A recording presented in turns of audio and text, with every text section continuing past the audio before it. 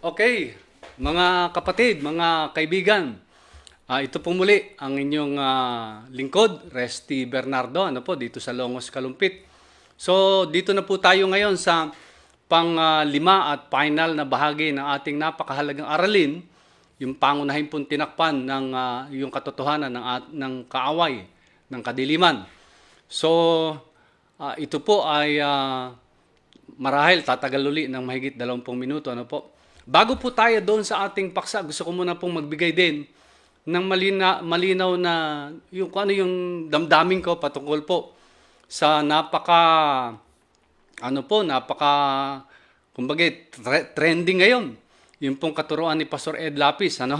So gusto ko lamang pong ipahayag na for me, ako yung naniniwala po sa tagal ng panahon ng kilala natin si Pastor Ed Lapis. Napakarami nating natutunan po sa kanya, no? Hindi lamang ito ilang taon lang, talagang napakatagal na po niya na naglilingkod sa ating Panginoon. So I do believe, hindi po niya intensyon na tayo ay saktan o iligaw.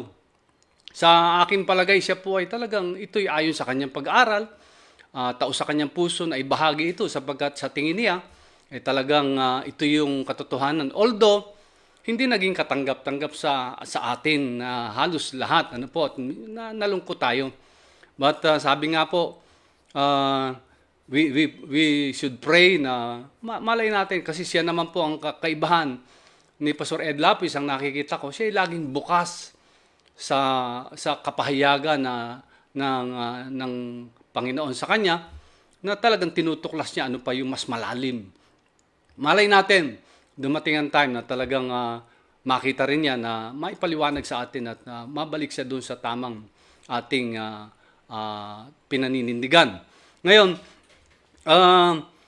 hindi po ako kumakampi sa kanya kasi kung maalala po ninyo, talagang bago pa pumutok itong katuroang ito, nagsimula na po ako doon sa mga natatagong katotohanan, particularly sa pangalan po ng ating Ama sa Langit na si Yahweh. At ito po ay tinuro ko na rin sa isang church na malapit sa akin. February pa po patungkol po dito. Ngayon,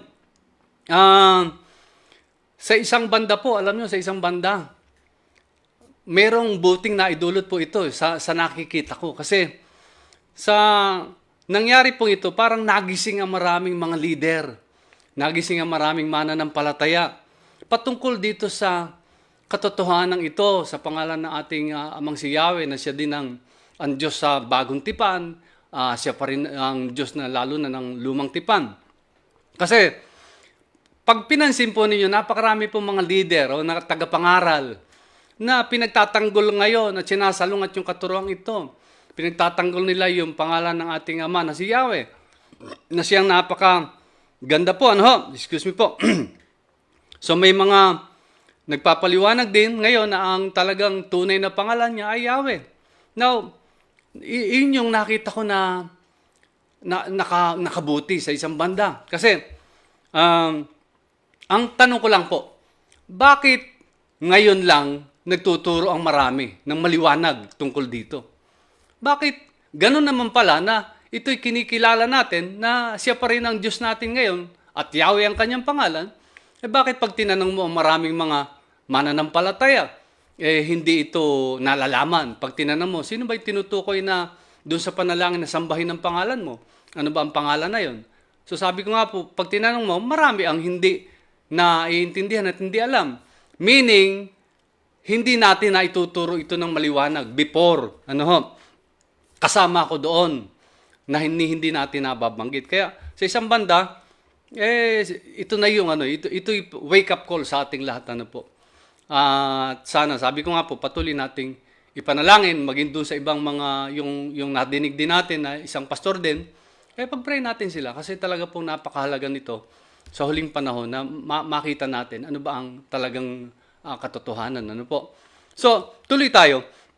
Kaya nga, gusto kong balikan natin muli yung umpisang verse na mga pinahayag ko po sa unang aralin, sa unang bahagi, sa Exodus 3:15. Basahin ko lang po muli. Sabihin mo sa kanila na sinugo ka ni Yahweh, ng Diyos ng inyong mga ninuno, ang Diyos ni na Abraham, Isaac at Jacob. At ito ang pangalang itatawag nila sa akin magpakailanman. Yan po ano, magpakailanman. Kaya nga, alam natin na yun yung tagpo na nagpakilala ang Diyos na si Yahweh kay Moises nung tinatawag niya ito na palayain, ilabas at pangunahan niya ang bansang Israel. Now, gusto ko lamang po kasing tingnan natin ito, magpakailanman, yung word na yun ang aking pinagdidiinan noon na ibig sabihin po, hindi natapos ito sa lumang tipan. Hanggang ngayon, yun ang nais ng ating amang si Yahweh. Walang expiration yun. Kasi sa ibang translation, sa English nga, na sa New King James Version at sa iba pang mga salin, lahat ay halos ganito ang nakalagay. This is my name forever, and this is my memorial to all generations. So ang liwanag po, ano? This is NIV, this is my name forever, the name you shall call me from generation to generation. Ano? Makikita natin, sobrang liwanag. The name you shall call me. Tatawagin siya from generation to generation. So kasama noon hanggang ngayon at hanggang sa huling panahon, hanggang magpakailan pa man, ito po yung pangalan ng ating Ama na hindi magbabago. Ang sabi niya, you shall call me. Pero yun nga po ang nangyari. Alam natin ito, nabasa natin ito, pero ang tanong, hindi natin siya natatawag, hindi natin nababanggit. Kaya yun po yung talagang naging kalungkutan ko ng mga ilang taon na itong lumipas na talagang pinag-pray ko, paano ito, ano ba ang nais ng Diyos sa akin, ni Yahweh na aking gawin. Hanggang sa ito nga po ay pinadama sa akin na it's time. So, parang naging timing naman po. Ano? Now, sabi ko nga po, binasa ko rin yan, di ba? Sa Pahayag 13, 5 and 6 na hanggang sa huling panahon. Sa verse 5, makita natin, pinahintulutang magsalita ng kayabangan ang halimaw, ang dyablo. Lumapastangan sa Diyos na lagi niyang ginagawa at maghari sa loob ng 42 buwan. Nilapastangan nga niya ang Diyos. Ano pa? Ang pangalan ng Diyos. Anong pangalan na yon? Yahweh.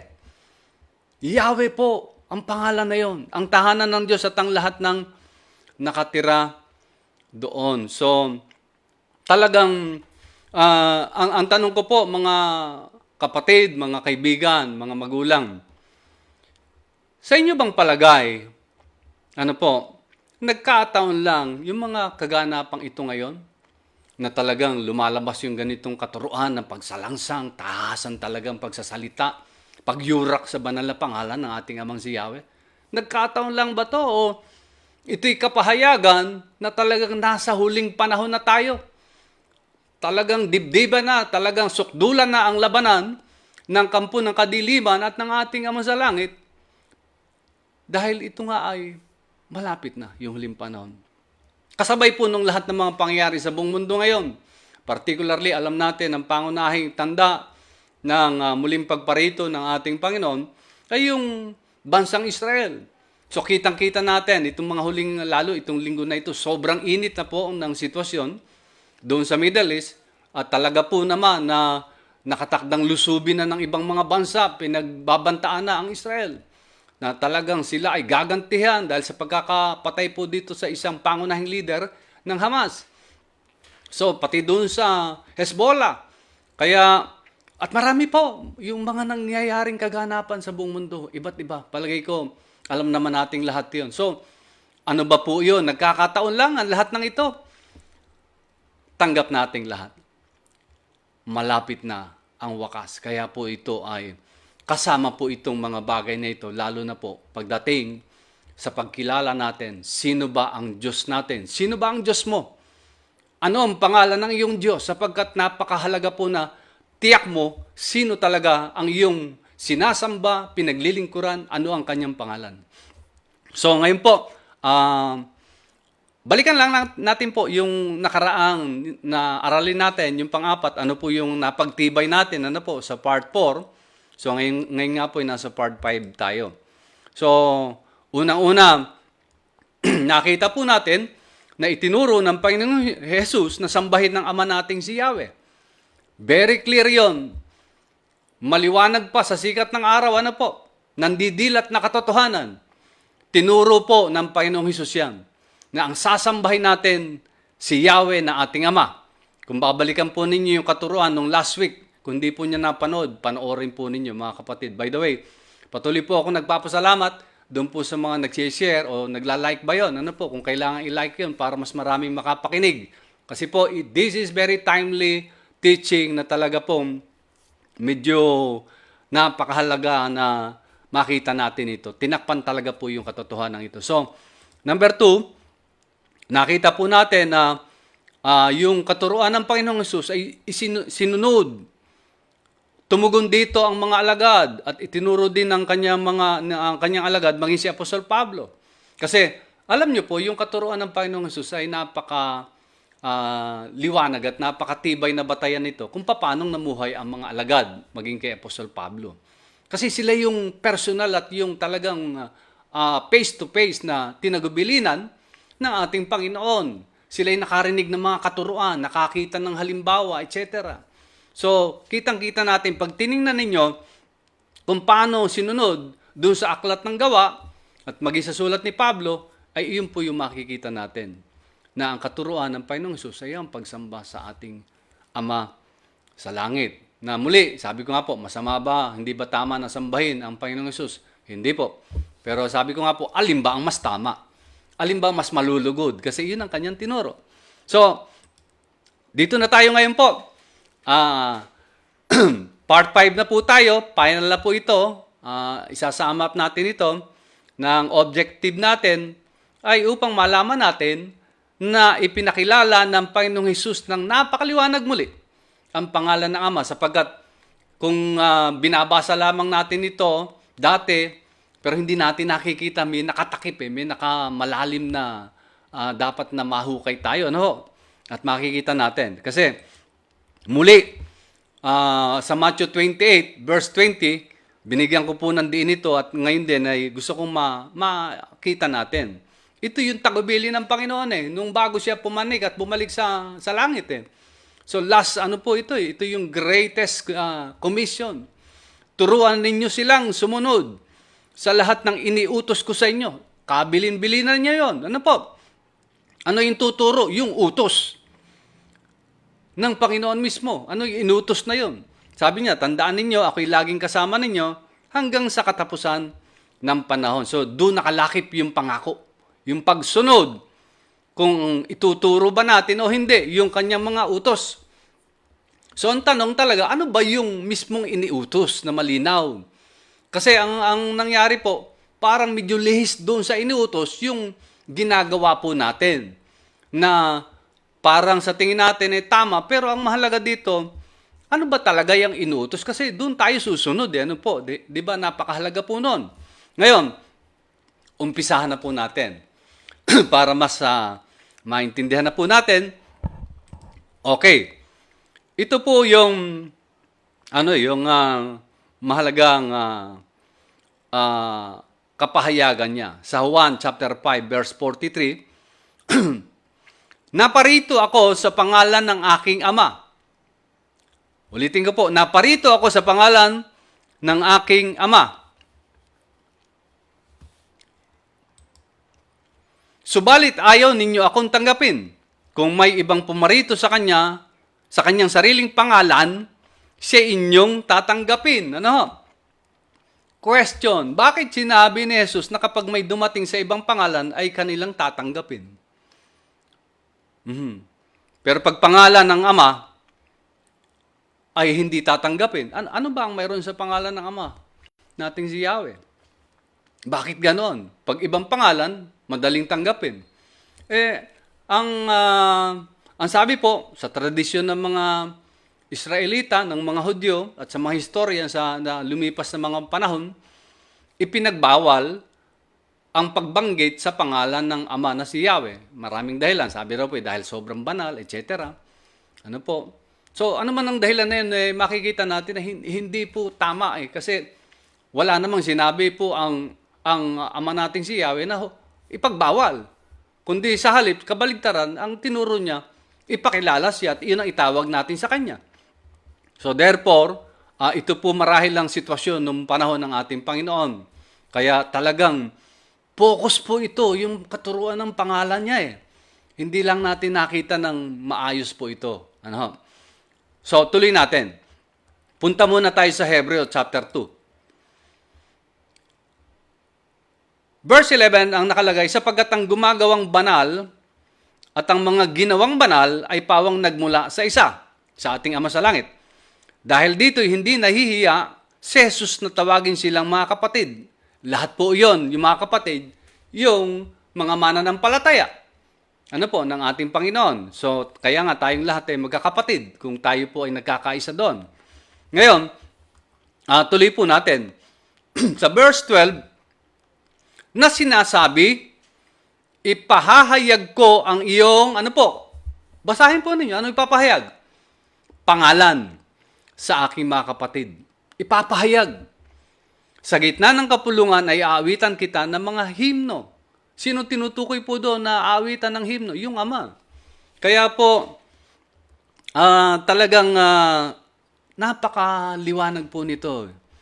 So, ito na siguro po muli ang talagang panahon na ipapahayag talaga ng ating Panginoon. Makikita natin yung pangalan mismo.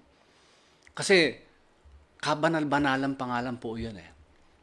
Na talagang yun ay pagka binanggit natin, napakasarap po sa pandinig ng ating Ama. Now, tingnan nga po natin. Ano po yung katumbas nito sa Old Testament? Ano? Tingnan natin. Sa New King James Version po. Basahin ko po. I will declare your name to my brethren. In the midst of the assembly, I will praise you. So kung mapapansin po natin, ang Panginoon at ang kanyang mga alagad ay from time to time, nagko-quote sila ng mga sinasabi sa lumang tipan, yung kasulatan. Ano po? Kasulatan. Nakalagay po yan.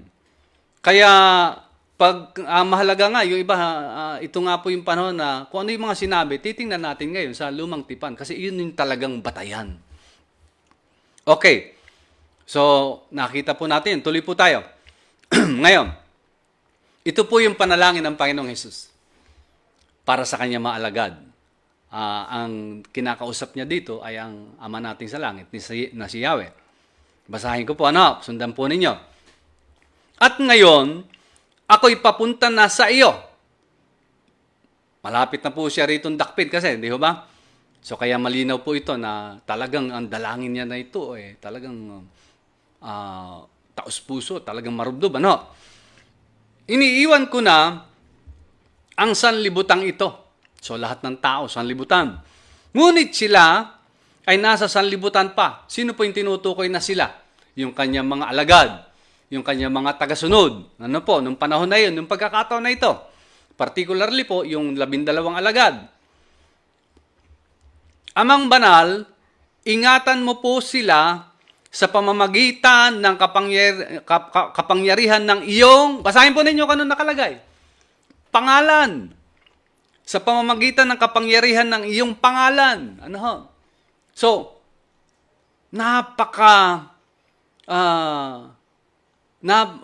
puno ng kapangyarihan yung pangalan na yun eh. Yun yung nag-iingat, sabi ng Panginoon, doon sa mga alagad, sa mga tagasunod niya. Ang pangalang ibinigay mo sa akin. So, yun po yung next week topic natin eh. Yung pangalang ibinigay mo sa akin. Sabi ng Panginoong Jesus, na alam natin nga yung pangalan na yan ang nakamulatan natin. Pero ano yung pangalan na yan? So, tuloy natin. Sa verse 12, habang kasama nila ako, iningatan ko sila. Ano pong inulit dito? Pangalawang beses ito, sa pamamagitan ng kapangyarihan ng iyong pangalan, name. Pag sinaliksik mo po yung word na yan, sa Greek word, yung name na yan, yung called to, called, yung tinatawag na pangalan. Specific word na tumutukoy sa isang entity o sa isang persona para po ma-identify talaga. Yan yung character, yan yung talagang authority. Yan po yun eh. Kaya hindi po yan word lang na pangalan eh. Kaya, tingnan natin.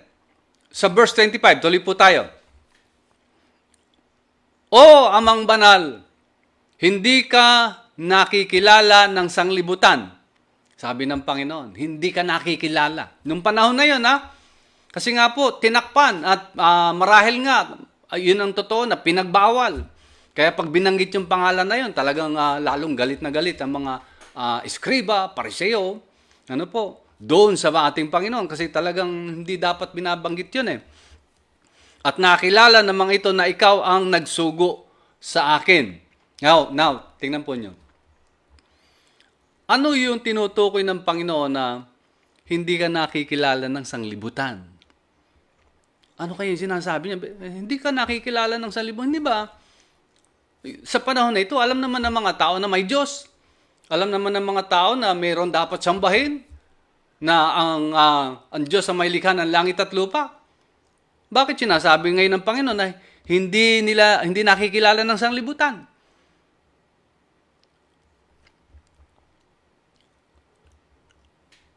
Ready po tayo. Sa next verse makikita natin. Ano po yung tinutukoy na hindi nakikilala? Bakit sinabi ng Panginoon? Sa verse 26, makisabay po kayo sa pagbasa sa akin. Basa, at ipinakilala ko sa kanila ang iyong pangalan. At ipakikilala ko upang ang pag-ibig na sa akin ay iniibig mo ay mapasa kanila at ako'y sa kanila. Maliwanag po ba itong tinutukoy na ito, mga kapatid? Ano yung papakilala? Dahil hindi kilala ng sanglibutan, anong ginawa ng Panginoon? Ipinakilala ko sa kanila ang iyong pangalan. Ganon kahalaga yung pangalan po ng ating Amang si Yahweh. Isa yun sa kanyang layunin.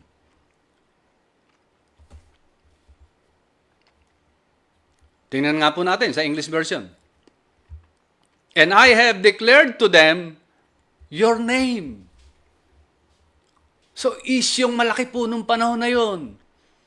Dinideklara ng Panginoon na sabi niya, sumisigaw marahil sa, si Yahweh ang ating Ama. Yan ang pangalan ng aking Ama at yan yung Ama sa langit. Yung sinasabi niya, sambahin ang pangalan mo. Yan yung panalangin na itinuro po niya. And will declare it that the love with which you love me may be in them and I in them.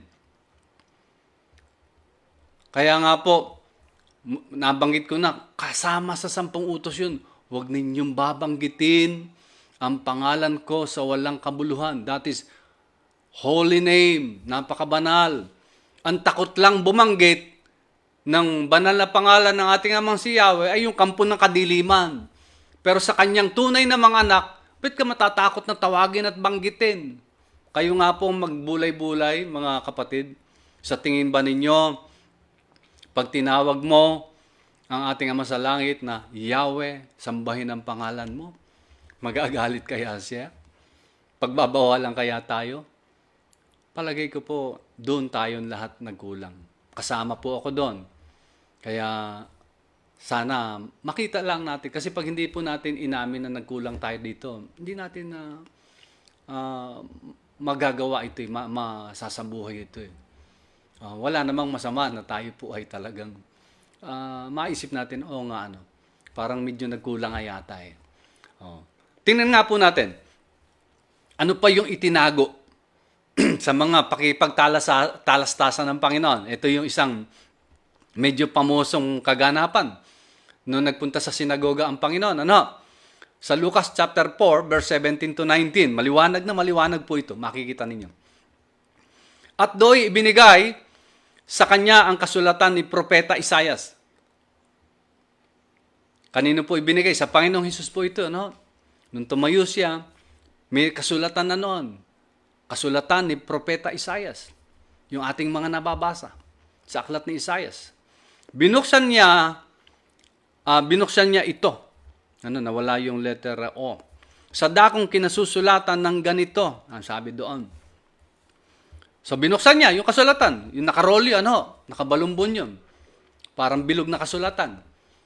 So, ano po yung nakalagay? Basahin natin, Ang Espiritu ng Panginoon. So nakalagay doon sa ating salin na nabasa simula noong umpisa, mabuting balita, ang Biblia, etc., etc., lahat halos ng salin, karamihan, at nakalagay, ang Espiritu ng Panginoon ay sumasa akin. Sapagkat hinirang niya ako upang ipangaral sa mga mahihirap ang magandang balita. Isinugon niya ako upang ipahayag sa mga bihag na sila'y lalaya. The Spirit of the Lord is upon me, for He has anointed me to bring the good news to the poor. Yan po yung nakalagay doon, na Lord sa English, Panginoon sa Tagalog. So, yan yung akala natin na hindi na binabanggit yung pangalan ng ating Ama na si Yahweh. O, tuloy natin. At sa mga bulag na sila'y makakakita, isinugo ako upang palayain ng mga inaapi at upang ipahayag ang panahon ng pagliligtas muli ng Panginoon. Take note, yun na naman na nakalagay, Panginoon. Which is, tinalakay na natin, it is a title, lalo na po pag hindi puro capital letter, ito ay generic name, generic title, na pwedeng gamitin sa iba't ibang tao. Maliban na lang, pure capital, Panginoon na pure capital na meron noon sa lumang tipan at yung mga capital letter na L-O-R-D, Lord, tumutukoy nga iyon sa tetragrammaton, 4 letter na Yad-Heh, Wad-Heh, na ang pronunciation ay Yahweh. Pero ito nga po, dito sa pagkakasalin na halos lahat po ng salin ay Panginoon o Lord ang nakalagay. Ngayon, tingnan natin po. Para malaman natin na ano ba talaga yung binasa ng Panginoon o ano ba talaga yung kanyang pinahayag sa pagkakataong ito, sa tagpong ito. Tingnan natin yung nakalagay mismo sa Isaiah na binasa niya. Punta tayo. Isaiah 61, verse 1 and 2, mabuting balita. Kasi doon nga sa ibang salin, Panginoon pa din nakalagay. Ang Espiritu ng Panginoong, ano nakalagay? Yahweh. May Panginoon, pero mayroong nakalagay na pangalan, Yahweh. Pag nilagay mo lang Panginoon, doon nga nagkaroon ng misleading. Pero dito, sa talagang binasa ng Panginoon na nakalagay, ang Espiritu ng Panginoong Yahweh ay sumasa akin sapagkat ako'y kanyang hinirang. Sinugon niya ako upang dalhin ang magandang balita sa mga inapi, upang pagalingin ang mga sugatang puso. Ano kaya? Tanong ko sa inyo, sa inyong palagay, nung binabasa ng Panginoong Hesus yung kasulatang ito, Panginoon din kaya ang translation niyang binasa? Yung kaya? O kung yun man na nakalagay, yung kanyang pinahayag kaya, salitang o word na Panginoon o Lord. Palagay ko po, magkakaisa lang tayong ng pananaw. Yahweh po ang binanggit niya. Panginoong Yahweh. So sa bagong tipan, Panginoon lang. May tinanggal. Maliit na bagay po ba yun? Maliit na bagay lang ba yan, mga kapatid, na tinanggal mo o pinalitan mo? Ano man ang reason mo doon? Maunawaan. Maliwanag po na may intention ng kampo ng kadiliman. So very clear po palagay ko to. Kung titingnan natin, dito lang talagang sapat na makikita po ninyo. So i-take note po ninyo. Yung word na yun, yung verse na yun sa bagong tipan, and then sa lumang tipan, tingnan niyo iba't ibang version. Kahit po sa New King James Version na nakalagay Lord, pero capital letter, mayroon po silang explanation na yun tumutukoy doon sa national name of the God of Israel, which is Yahweh.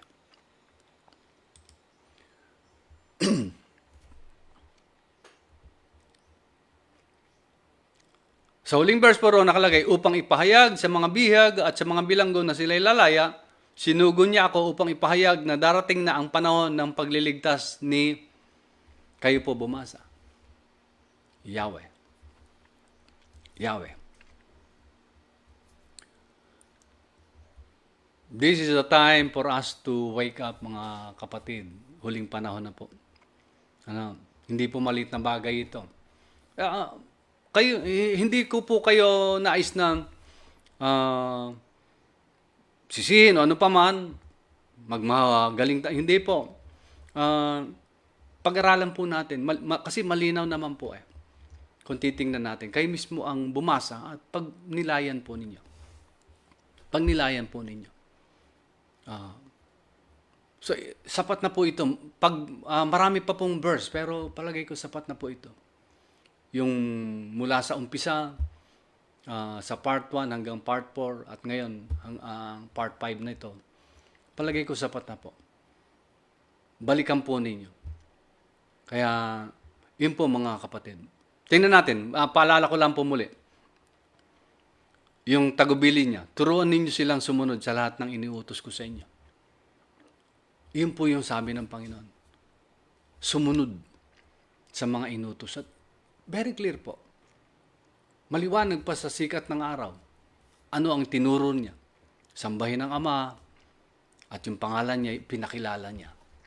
Pero naitago ito. Nabaliwala ito. Nabasa lang ng marami pero talagang parang siguro unintentionally, naligtaan natin ito. Ano nakalagay? Marcos 16:16, ano po, sa CEB version, para mas madaling maunawaan, maintindihan. Kasi pag sa Tagalog, yung pananampalataya, minsan medyo nalilito po yung marami doon. Pero ang real meaning noon, anyone who believes me, kung naniniwala ka sa Kanya, sa Panginoon, sa Kanya, kung sino siya, yung mga sinabi niya, yung mga tinuro niya, sabi ron. Kasi, paano ka maniniwala kung yung mga tinuro niya, yung mga sinabi niya, hindi mo ginagawa, hindi mo tinutupad, hindi mo binabahagi, and is baptized will be saved. But anyone who refuses to believe me will be condemned. Although yan ang focus niyan, yung kaligtasan, pero kasama po talaga kung ano yung sinabi niya, kung ano yung kanyang salita. Kaya, ang linaw po ang sabi niya, John 46, He is the way, the life, and the truth. No one comes to the Father in any other way than by me. Sabi niya, ako ang daan, ang buhay at ang katotohanan. Walang makakapunta kanino? Sa Ama, ang sabi niya. Maliban sa pamamagitan ko. Siya lang. Pero ang pupuntahan, binabalik niya tayo sa Ama. Pinakilala niya muli ang pangalan nino? Ng Ama, na si Yahweh. Nakapokus po doon Kasi kailangan, naputol nga yung ating relasyon sa Ama. Dahil tayo naging inani natin o tayo ay minana natin yung kasalanan, naputol. Kaya nga, patay tayo spiritually, nalayo tayo sa Ama. Siya yung nagdugtong, siya yung tulay. Siya yung nagbayad ng kasalanan natin. So, siya po yun, di ba? Mga kapatid. Tinuro niya, ano ang maliwanag na tinuro niyang panalangin? Pagsamba sa Ama. Sumasalangit ka, Ama namin, sumasalangit ka, sambahin ang pangalan mo. Wala yung name na Yahweh, pero clear po, mayroong pangalang Yahweh. Anong sabi niya? John chapter 4, verse 23. Sapagat darating na ang panahon, at ngayon na nga, sabi niya, na ang sumasamba, ang tunay na sumasamba sa Ama. Kanino sasamba? Sabi ng Panginoon, ang tunay na sumasamba kanino? Sa Ama. Ay sasamba sa Espiritu at katotohanan. Yun ang maliwanag pong turo. Sapagkat, ang sabi niya, ganito ang pagsamba na nakakalugod kanino? Sa Ama. Basahin po ninyong mabuti. Basahin po ninyong mabuti kung ano yung tinuro doon. Sino ang sasambahin? Kanino talaga nakapokus ang kanyang katuruan? Kaya, dito po tayo nagtatapos, mga kaibigan, mga kamanggagawa, mga kapatid, mga magulang. Sa mga leader po ng mga church, namamanhik po ako, balikan po ninyo, kahit yung mga nagtatanggol ngayon sa pangalan po ng ating Amang si Yahweh, yung mga sumasalungat sa katuruan po ni Pastor Ed Lapis, balikan po ninyo yung mga teaching ninyo ng mga nagdaang linggo, buwan, taon. Kung naituro nyo ng maliwanag po ang patungkol dito. Kung naipagtanggol ninyo ito. Na sana ngayon po ay, sabi ko nga po, pagmumulat po ito sa atin. Ito na yung panahon po. Sabi niya, dumarating ang panahon at ngayon na nga. Kasama po ngayon ito sa huling panahon. Yung mga awitin po natin, yung mga nagpapaawit po sa church, kanino nakapokus? Nababanggit pa natin yung pangalan ni Yahweh? Kasi sabi doon, sasamba sa Espiritu at katotohanan, tunay na sasamba sa Ama. Ito yung hinahanap niya, yung nakakalugod sa Kanya. Hindi kaya siya lungkot na lungkot sa maraming uri ng pagsamba natin? Na ni isang salita, isang banggit man lang, hindi natin nababanggit yung Kanyang pangalan. So, for me, and my house, and my family, malaki pong pinagbago sa amin. Ang Panginoong Hesus po, siya po yung talagang pinagkakautangan natin ng loob, yung Kanyang banal na dugo, ang nagugas sa ating kasalanan. Siya yung tanging tagapagligtas natin, pero pagpapanauli po sa Ama, sa pagsamba, paggalang sa banal na pangalan. Ano po, yung mga, lahat po tayo, mga miyembro ng mga church, hindi po, tama lamang po na i-respect natin, yung may loyalty tayo sa church, sa ating, lalo na sa ating mga taga-panguna, sa ating pastor, sa ating leader. Pero, kahit po gaano kaganda ang katuruan, sana hindi po tayo mag-rely lang doon. Kasi ang sabi po sa Josue 1:8, basahin mo ang kasulatan araw at gabi, pagbulayan mo. Mismong tayo ay magbulay, mag-research, mag-check, mag-analyze. Meron po tayong mga tools ngayon. Kaya nga sabi ko nga po, niloob ng ating Ama sa Langit na umunlad ang technology na nawa. Ito, naging pagpapala po sa atin. At magkaroon sana ng pagbabago ito sa atin. Next week po, so ito na yung end ng ating part 1. Nawa, binago tayo nito. Ngayon ay mabanggit na natin, matawag na natin, masamba na natin ang pangalan ng ating Ama si Yahweh. Ano po, at kung hindi man naging maliwanag sa pagtuturo natin, paliwanag po natin. Next week po, ito yung pangalawang napakahalaga rin. Ang tunay na pangalan ni Kristo na ating Panginoon at tagapagligtas ay ating tatalakayin po ng bukas ang ating puso. So gusto kong manalangin ngayon, Yahweh, aming Ama sa langit, hallelujah. We give you glory, honor, and praise. O Ama, salamat po sa patnubay mo sa aming lahat. Dalangin ko po, patuloy po na magpapakilala ka sa huling panahon na ito at matutunan naming muli yung mahalagang tagubilin ng aming Panginoon, ng iyong anak, aming tagapagligtas, ang Mesyas, na makita namin, maigalang namin muli, masamba namin ang iyong kabanalang pangalan. Salamat po sa iyong pagkapala. Ang dalangin ko po, kaugnayin mo po ang lahat ng mga nanonood o nakikinig, maranasan nila ang kapangyarihan ng iyong pangalan, maranasan nila ang iyong kagalingan, maranasan nila ang iyong ibayong pagkapala, ang iyong pagkapatawad, ang iyong pagliligtas. Hallelujah, salamat po. Ang kapayapaan ay maranasan ng bawat isa sa amin dahil sa iyong anak na si Kristo na aming Panginoon. Amen and amen. God bless you po.